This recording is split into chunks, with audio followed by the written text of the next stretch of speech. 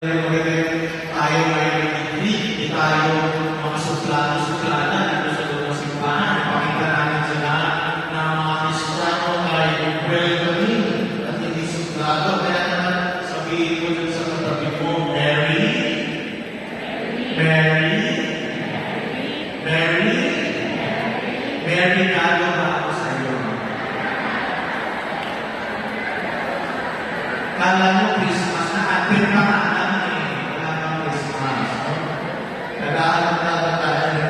Excited tayo sa regalo, no? Advent pa lang, tayo ay naghahanda para sa Kapaskuhan. At kapag tayo ay naghahanda sa Kapaskuhan, may tema tayo na dapat alalahanin. Nagbibigay tulong para sa ating pamilya.